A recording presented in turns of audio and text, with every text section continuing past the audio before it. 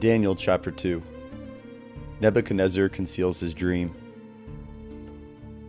Now in the second year of Nebuchadnezzar's reign, Nebuchadnezzar had dreams, and his spirit was so troubled that his sleep left him. Then the king gave the command to call the magicians, the astrologers, the sorcerers, and the Chaldeans to tell the king his dreams. So they came and stood before the king. And the king said to them, "I have had a dream, and my spirit is anxious to know the dream."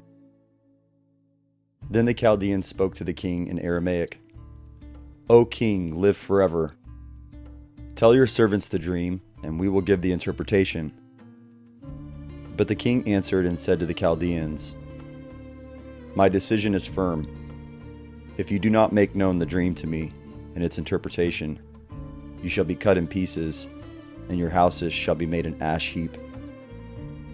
However, if you tell me the dream and its interpretation, you shall receive from me gifts, rewards, and great honor. Therefore, tell me the dream and its interpretation." They answered again and said, "Let the king tell his servants the dream, and we will give its interpretation." The king answered and said, "I know for certain that you would gain time, because you see that my decision is firm. If you do not make known the dream to me, there is only one decree for you. For you have agreed to speak lying and corrupt words before me till the time has changed. Therefore, tell me the dream, and I shall know you can give me its interpretation." The Chaldeans answered the king and said, "There is not a man on earth who can tell the king's matter. Therefore, no king, lord, or ruler has ever asked such things of any magician, astrologer, or Chaldean. It is a difficult thing that the king requires, and there is no other who can tell it to the king except the gods, whose dwelling is not with flesh." For this reason the king was angry and very furious, and gave a command to destroy all the wise men of Babylon.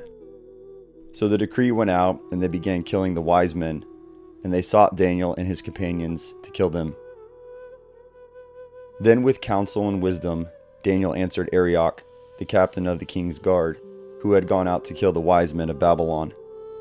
He answered and said to Arioch, the king's captain, "Why is the decree from the king so urgent?" Then Arioch made the decision known to Daniel. So Daniel went in and asked the king to give him time, that he might tell the king the interpretation.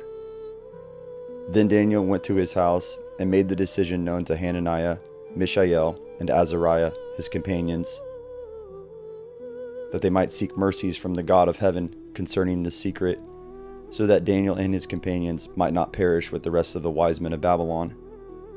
Then the secret was revealed to Daniel in a night vision. So Daniel blessed the God of heaven.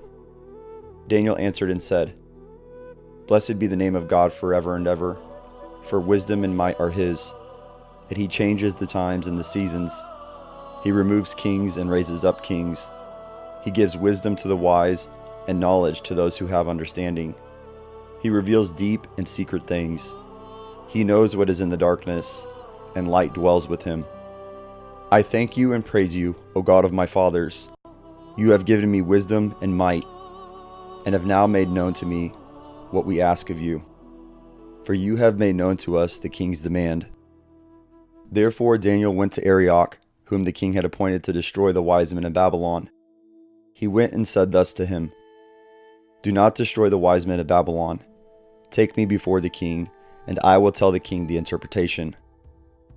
Then Arioch quickly brought Daniel before the king, and said thus to him, "I have found a man of the captives of Judah, who will make known to the king the interpretation." The king answered and said to Daniel, whose name was Belteshazzar, "Are you able to make known to me the dream which I have seen, and its interpretation?" Daniel answered in the presence of the king and said, "The secret which the king has demanded, the wise men, the astrologers, the magicians, and the soothsayers cannot declare to the king. But there is a God in heaven who reveals secrets, and he has made known to King Nebuchadnezzar what will be in the latter days. Your dream and the visions of your head upon your bed were these. As for you, O king, thoughts came to your mind while on your bed, about what would come to pass after this, and he who reveals secrets has made known to you what will be. But as for me, this secret has not been revealed to me, because I have more wisdom than anyone living. But for our sakes who make known the interpretation to the king, that you may know the thoughts of your heart. You, O king, were watching, and behold, a great image. This great image, whose splendor was excellent, stood before you, and its form was awesome. This image's head was of fine gold, its chest and arms of silver, its belly and thighs of bronze, its legs of iron, its feet partly of iron and partly of clay.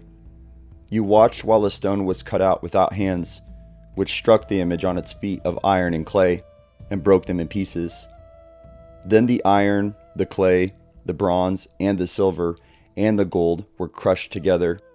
And because like chaff from the summer threshing floors, the wind carried them away so that no trace of them was found. And the stone that struck the image became a great mountain and filled the whole earth. This is the dream. Now we will tell the interpretation of it before the king. You, O king, are a king of kings. For the God of heaven has given you a kingdom, power, strength, and glory. And wherever the children of men dwell, or the beasts of the field and the birds of the heaven, he has given them into your hand, and has made you ruler over them all. You are this head of gold. But after you shall arise another king, inferior to yours, then another, a third, kingdom of bronze, which shall rule over all the earth. And the fourth kingdom shall be as strong as iron, inasmuch as iron breaks in pieces and shatters all things, and like iron that crushes, that kingdom will break in pieces and crush all the others. Whereas you saw the feet and toes partly of potter's clay and partly of iron, the kingdom shall be divided, yet the strength of the iron shall be in it, just as you saw the iron mixed with ceramic clay. And as the toes of the feet were partly of iron and partly of clay, so the kingdom shall be partly strong and partly fragile.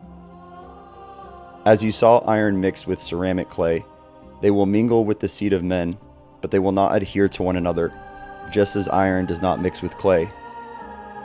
And in the days of these kings, the God of heaven will set up a kingdom which shall never be destroyed. And the kingdom shall not be left to other people. It shall break in pieces and consume all these kingdoms, and it shall stand forever. Inasmuch as you saw that the stone was cut out of the mountain without hands, and that it broke in pieces the iron, the bronze, the clay, the silver, and the gold, the great God has made known to the king what will come to pass after this. The dream is certain, and its interpretation is sure. Then King Nebuchadnezzar fell on his face, prostrate before Daniel, and commanded that they should present an offering and incense to him. The king answered Daniel and said, Truly your God is the God of gods, the Lord of kings, and a revealer of secrets, since you could reveal this secret. Then the king promoted Daniel and gave him many gifts, and he made him ruler over the whole province of Babylon and chief administrator over all the wise men of Babylon. Also Daniel petitioned the king, and he set Shadrach, Meshach, and Abednego over the affairs of the province of Babylon. But Daniel sat in the gate of the king.